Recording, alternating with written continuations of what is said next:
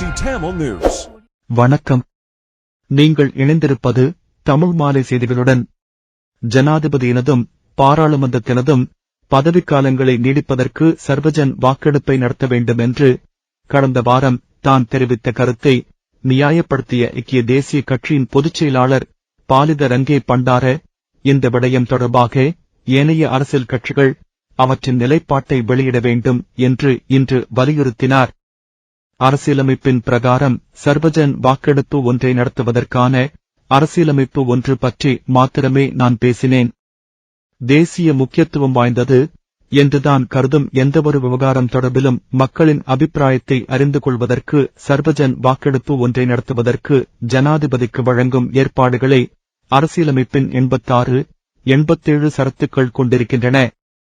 அதைத்தான் நான் குறிப்பிட்டேன். சர்வஜன் வாக்கெடுப்பை தேர்தல்கள் ஆணைக்குழுவே நடத்த வேண்டும் என்று கூறிய பண்டார அந்த அரசியலமைப்பு ஏற்பாட்டை செய்தியாளர்கள் மகாநாட்டில் வாசித்துக் காட்டினார்.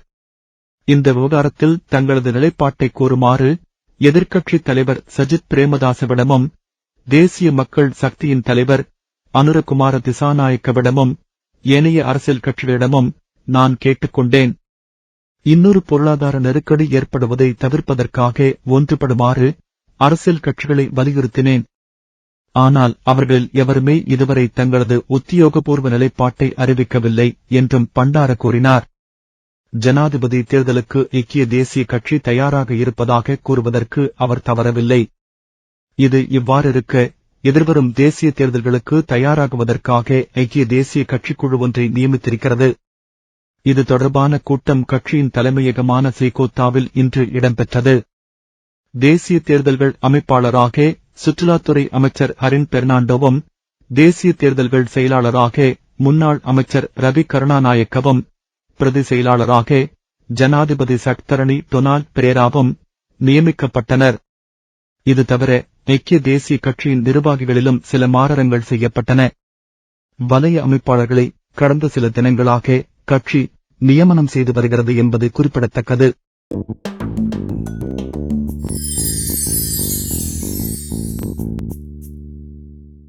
தொடர்ச்சியாக பெய்து வரும் அடைமழையினால் தென்னிலங்கையின் பல மாவட்டங்கள் படுமோசமாக பாதிக்கப்பட்டிருக்கின்றன. காலி, மாத்தறை, களுத்துறை மாவட்டங்களிலும் சப்ரகமுவ மாகாணத்திலும் சகல பாடசாலைகளும் நாளைய தினம் மூடப்படுவதாக கல்வியமைச்சு அறிவித்திருக்கிறது. இதற்கு மேலதிகமாக ஹோமாகம கல்வி வலயத்திலும் பாடசாலைகள் மூடப்படுகின்றன. கொழும்பில் வெள்ளத்தினால் பெரிதும் பாதிக்கப்பட்ட சில பகுதிகளை ஜனாதிபதி ரணில் விக்ரமசிங்க இன்று நேரில் சென்று பார்வையிட்டார். பாதிக்கப்பட்ட மக்களுக்கு நிவாரணங்களை வழங்குவதற்கு தேவையான உடனடி நடவடிக்கைகளை எடுக்குமாறு அவர் அதிகாரிகளை பணித்தார். மோசமான காலநிலையால் முழுமையாக சேதமடைந்த வீடுகளை முப்படையினரின் உதவியுடன் அரசாங்க செலவில் புதிதாக நிர்மாணிப்பதற்கும் மக்களுக்கு நிவாரணம் வழங்குவதற்கும் அமைச்சரவை பத்திரம் ஒன்று சமர்ப்பிக்கப்படும் என்று ஜனாதிபதி அறிவித்தார். இன்று வரையில் வெள்ளக்கொடுமையினால் 12 பேர் இறந்ததாகவும் 5 பேர் காணாமல் போயிருப்பதாகவும் அனர்த்த முகாமைத்துவ நிலையம் அறிவித்திருக்கிறது. 2313 குடும்பங்களைச் சேர்ந்த 23,707 பேர் நிவாரண நிலையங்களில் தங்க வைக்கப்பட்டிருக்கிறார்கள்.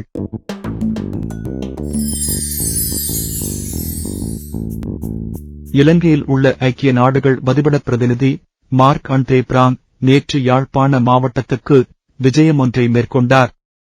பல்வேறு தரப்புகளுடனும் அவர் சந்திப்புகளை நடத்தினார். நல்லை ஆதீனத்துக்கு சென்ற அவர் ஆதீன குரு முதல்வர் ஸ்ரீ சோமசுந்தர பரமாச்சாரிய சுவாமிகளை சந்தித்தார். இந்த சந்திப்பில் தெல்லிப்பழை ஸ்ரீதுர்காதேவி தேவஸ்தான தலைவர் திருமுருகனும் கோப்பாய் சுப்பிரமணிய கூட்டத்தின் தலைவர் ரிஷி தொண்டுநாத சுவாமிகளும் உடனிருந்தனர்.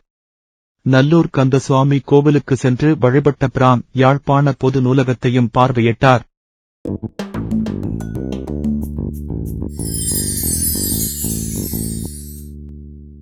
தரங்குறைந்த இமியோனோ குளோவ்லின் ஊசிகளை இறக்குமதி செய்த குற்றச்சாட்டில் விளக்கமறியலில் இருந்து வரும் முன்னாள் சுகாதார அமைச்சரையும் மற்றைய 7 பேரையும் மேலும் ஜூன் 14 வரை விளக்கமறியலில் வைக்குமாறு மாளிகாகந்தன் மாஜிஸ்திரேட் நீதிமன்றம் இன்று உத்தரவிட்டது.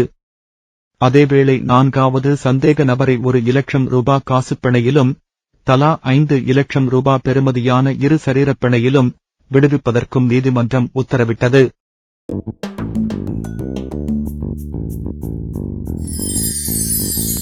ஸ்ரீலங்கா சுதந்திர கட்சியின் தலைவராக மைத்திரிபால சிறிசேன தலைமையிலான அணியினால் நியமிக்கப்பட்ட நீதியமைச்சர் கலாநிதி விஜேதாச ராஜபக்சவுக்கு விதிக்கப்பட்டிருந்த இடைக்கால தடையை கொழும்பு மாவட்ட நீதிமன்றம் ஜூன் 14 வரை நீடித்திருக்கிறது.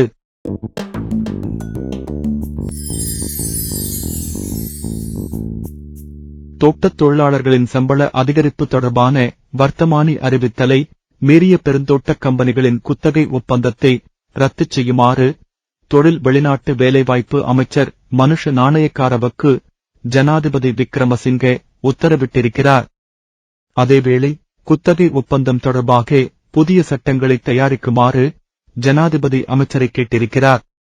அவ்வாறு குத்தகை ஒப்பந்தங்கள் ரத்து செய்யப்படும் தோட்டங்களை அரசாங்கம் பொறுப்பேற்றுக் கொள்ளாது என்றும் புதிய குத்தகை ஒப்பந்தங்களின் கீழ் வேறு நிறுவனங்களுக்கு குத்தகைக்கு வழங்குமாறு ஜனாதிபதி பணித்திருக்கிறார் என்று கூறப்படுகிறது.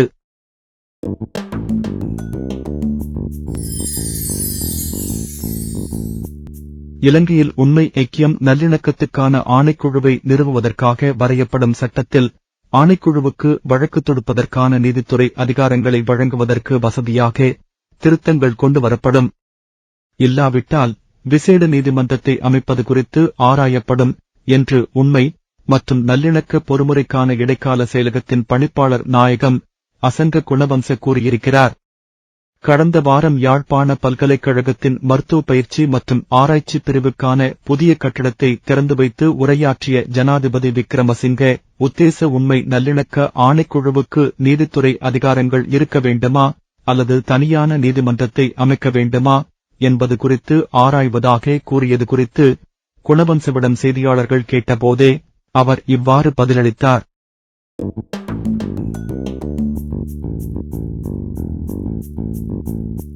மெக்சிகோ நாட்டின் முதலாவது பெண் ஜனாதிபதியாக குளோடியா ஷீன்போம் தெரிவு செய்யப்பட்டிருக்கிறார். ஞாயிறன்று நடைபெற்ற தேர்தலின் பூர்வாங்க முடிவுகளின்படி 61 வயதான முன்னாள் மெக்சிகோ நகர மேயர் குளோடியாவுக்கு 58%க்கும் 60%க்கும் இடைப்பட்ட வாக்குகள் கிடைத்திருப்பதாக அந்த நாட்டின் உத்தியோகபூர்வ தேர்தல் அதிகார சபை அறிவித்திருக்கிறது. தனது பிரதான போட்டியாளரான பெண் தொழிலதிபரான சுச்சில் கல்வேஸை விடவும் குளோடியா 30% வாக்குகளால் முன்னணியில் இருக்கிறார் என்று அறிவிக்கப்பட்டது. அந்த செய்தியோடு நிறைவுக்கு வருவது இன்றைய மாலை செய்திகள். மீண்டும் நாளை காலை வழமை போல் சந்திக்கலாம். வணக்கம்.